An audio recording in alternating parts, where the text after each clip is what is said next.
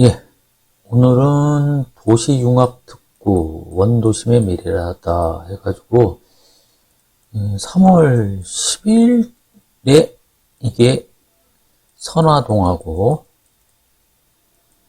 일부 대흥동 그리고 대전역 이렇게 해서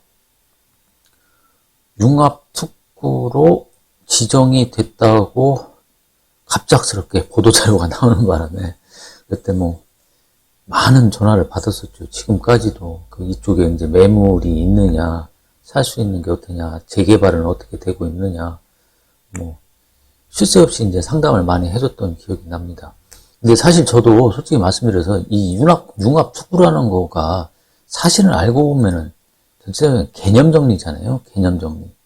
그러니까 옛날부터 선화동이 예전 과거 한 30년 전이면은 둔산동으로 여러 가지 기반 시설들이 옮겨가기 전에 선화은행동이 아무래도 대전에서 제일 번화가였었죠. 근데 과거 사진을 보시면은 이렇게처럼 도청부터 대전역까지 시내 나간다 하면은 다 이게 선화은행 대흥동이었는데 어느 순간 다 되니까 원도심이 돼버렸죠. 그러다 보니까 이제 지금 현 정권이나 아니 몇 년 전부터 수많은 시장님 분들이 원도심을 활성화시키려고 많이 노력을 했었습니다. 저 융합도시라는 내용을 제가 아무리 읽어봐도 솔직히 개념 잡기가 힘들어요. 판교처럼 만든다라고는 하는데 판교처럼 해서 이게 여기 내용을 잠깐 볼게요. 이거죠. 선화구역은 이렇게 역세권은 많이 알려진 바로 아무래도 역세권이다 보니까 대형 커뮤니티 센터라든지 비즈니스 센터 그리고 아파트 주상복합들이 올라가는 거고 여기는 바이오 산업 이렇게 돼 있어요. 그러니까 쉽게 가서 연구기관하고 이 바이오라는 말을 쓰면 이게 말장난이 같지만 연구소나 좀 이게 친환경 이런 것들 있잖아요. 그래서 웬만하면은 어떤 지방자치든지 바이오라는 말을 써요. 그래서 저는 이게 뭐가 어떤 게 들어오는지도 시 담당자한테 전화해봐도 모른대요. 단 요건 확실합니다. 정부 지원금이 우리 대전시 선화나 대흥동 쪽 대전역에 확 지원금이 많이 배정이 된다. 그러니까 드라이브 여기가 강하죠. 그래서 이거 같은 경우에는 바로 여기 선화 대흥동 지역 대전 역세권까지 큰일이 일어난다기보다는 이거를 하나의 원장 동명 그리고 중기청이 세종시에 뺏겼잖아요. 솔직히 말씀드리면 중기청이 서울에 세종시에 뺏기다 보니까 이거 하나 해가지고 대안으로 하나 넣어준 것 같습니다. 제 생각에 특별한 건 없는 것 같아요.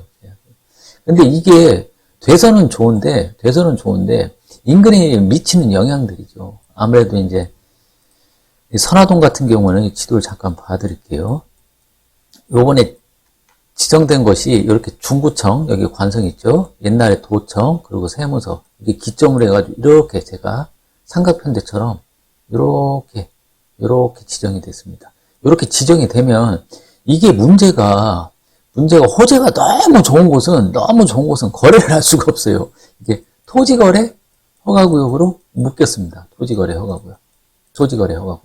이 토지거래 허가구역이라는 거는 이게 뭐냐면은 쉽게 나가지고 자기가 허가를 받아야 돼요. 우리가 건축 허가 받아가지고서 집 짓잖아요. 그죠? 이제 서울에 있는 사례를 제가 알아보니까 주택을 사시는 분들은 반드시 입주를 하셔야 돼요. 플러스 입주를 하셔야 되고 플러스 기존에 주택이 있는 걸 처분하셔야지 허가를 내준다는 거예요. 그럼 나 상가 살려. 난 상가 살 수 있지 않느냐. 상가도 그 건물의 일부를 직접 자기가 운영을 하셔야 됩니다. 어느 지역? 이 지역이요. 제가 도면 한번 다시 보여드릴게요. 이게 지정이 된 지역이에요. 죄송합니다. 이 지역 내에 자기가 부동산을 사시려고 하면 이렇게 빨갛게 돼 있는 거 있죠? 빨갛게 돼 있는 거. 여기가 선화동, 여기가 대흥동입니다. 요 있는 지역에 자기가 무슨 집을 사시든지 건축행위를 하시든지 이제 허가 받으셔야 됩니다. 성남에 서울의 대치동이나 청담동처럼 이게 이제 투자를 막겠다는 거죠. 이제 투기 세력이 막 들어와가지고서 이제 그걸 막겠다라고 이렇게 지형 도면이 고시가 떴습니다. 그런데 중개를 하시는 분들이나 사시는 분들은 조심하셔야 돼요. 자, 제가 요걸 하나를 보여드릴게요. 이게 관할 구청이 중구청이 아닙니다. 이게 대전시에서 이걸 담당을 합니다. 보시면 이 번지수가 다 나열이 되어 있어요. 이렇게 선화동에서부터 대흥동까지. 그래서 자기가 혹시 저 지형 도면에 지정이 돼 있다고 하면 이 조서를 보시고 주소를 보시고 해당이 되는지 안 되는지를 반드시 확인을 하셔야 됩니다. 대전역 같은 경우에는 기존에 토지거래 허가구역이었어요. 토지거래 허가구역. 근데 이 선화동이 같이 그 대흥동 일부 지역하고 지정이 됐으니까 상가 건물이든 주택은 뭐 긴장들 많이 하시는데 상가든 토지도 없어요. 사실 나대지도 없고 하니까 상가 건물을 토지처럼 사시는 분들이 있겠죠. 유의하셔야 된다. 자기 마음대로 그 용도를 지정하셔가지고 사시게 되면 큰 낭패를 볼 수 있다. 토지거래 허가구역은 5년입니다. 조서 보니까 지금 5년에 딱 묶여 있습니다. 제가 공고문을 하나 보여드릴게요. 공고문 여기 써 있죠. 허가구역을 합니다. 여기 보면 자그마하게 5년 써 있죠. 5년.